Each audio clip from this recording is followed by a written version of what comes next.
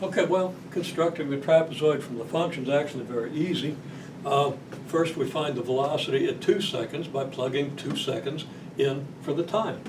And we get this calculation, 15 centimeters per second squared times 2 seconds. That gives us 30 centimeters per second. And then we plug in 4 seconds, and then here it is. It gives us 60 centimeters per second. As I say, we already knew this, but if I'd asked you for the interval from 1.8 seconds to 3.4 seconds, you would have had to do this. So I'll illustrate it with numbers that we already know, but this is the process, and you'll often have to use that process. Okay, so well, that gives us a trapezoid. Okay, this altitude represents your 30 centimeter per second velocity, which occurs at 2 seconds. This altitude, your 60 centimeter per second velocity, which occurs at 4 seconds, according to the velocity function, and also according to the graph we've already constructed. We have a little arrow here, maybe a little hard to read, I think you can see it. And that arrow just represents that there's a 2-second change in the time between here and here, the clock time, so that this interval lasts for 2 seconds. Okay, so we have the two graph altitudes and we have the width of the graph. We want to find the slope in the area. Well, we find the slope, that's rise divided by run. Now rise is from here to here. This isn't the rise. Now on this graph, you know, this 60 centimeters per second was the rise because we started at this point. Here we're starting at 30 centimeters per second, going up to 60 centimeters per second. The change in the vertical coordinate is 30 centimeters per second. 60 centimeters per second minus 30 centimeters per second. It's not this, it's the change from here to here, and we get that by subtracting this value from this value. So that's the rise. The run is the 2 seconds we just talked about. So the slope is rise divided by run, 60 centimeters per second minus 30 centimeters per second divided by 2 seconds. And that gives us then the slope 15 centimeters per second squared. Now that certainly comes as no surprise, I hope, because we already knew. We based this function on a slope of 15 centimeters per second squared, on a straight line with a slope of 15 centimeters per second squared. This is just part of a v of t versus t graph. It's going to have the slope of the v of t function. Okay? The area is what? Midpoint altitude. Now over here I called it average altitude. Here I'm calling it midpoint altitude because we know for a straight line graph the midpoint altitude is the average altitude.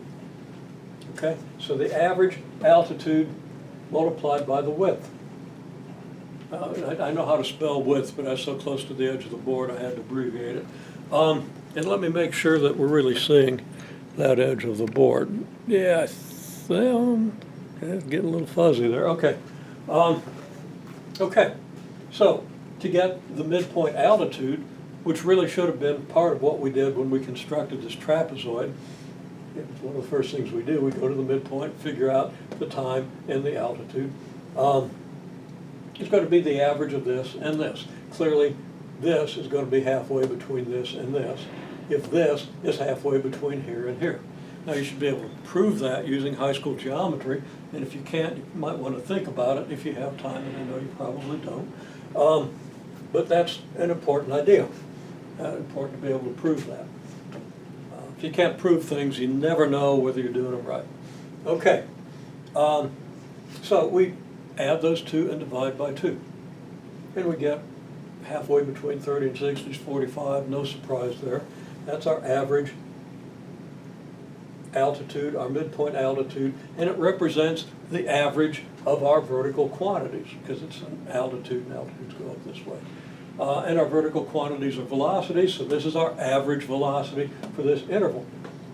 So when we multiply midpoint altitude times width, we're multiplying the average velocity by the duration of the interval, by the change in the clock time during that interval, by how long that average velocity applies for. If you go 45 centimeters per second for 2 seconds, you go 90 centimeters. Now, one warning, you got to be careful. There are places where you subtract these two quantities, and there are places where you add these two quantities. And there's a place here where you add the two quantities and divide by 2. You never subtract these two quantities and divide by 2 or you probably never want to do that. There might be a case where you would, but it has no meaning. Okay, no immediate meaning for the motion of the object, or any meaning it has. You got to, abstract a little further. So subtracting these two, and dividing by 2, you don't do it. Now we did subtract them here and divide by 2, but it was 2 seconds.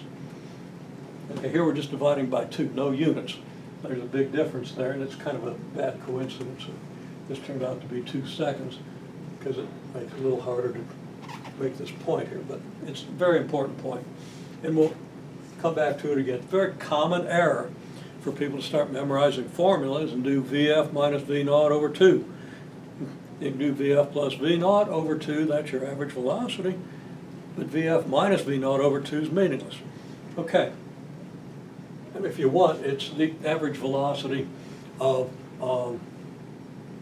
well, it's half the change in velocity, so it's a change in velocity over one of these small intervals here. But you don't even want to think about that. Okay, now, for the first 2 seconds, we could have done the same analysis, but it's clear the slope is 15 centimeters per second squared, that's no surprise. The area is 30 centimeters. Now, I'm not going to construct the trapezoid because it's right here. What do we have? We have a 2-second width. We have an average altitude between here and here that's this, which is 15 centimeters per second. We multiply that by 2 seconds, we get 30 centimeters. Why did I bother with that? Because if I add this and this, I get this again. And of course I get this. In other words, the area of this plus the area of this is the area of the whole thing. It's good to always check your consistency whenever you have the opportunity. Assuming you have the time, but if you don't have the time and you don't check your consistency, you're taking a chance. Okay.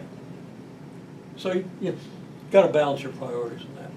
Okay, well, that's straightforward enough. Now, next we want to get the position function, x of t.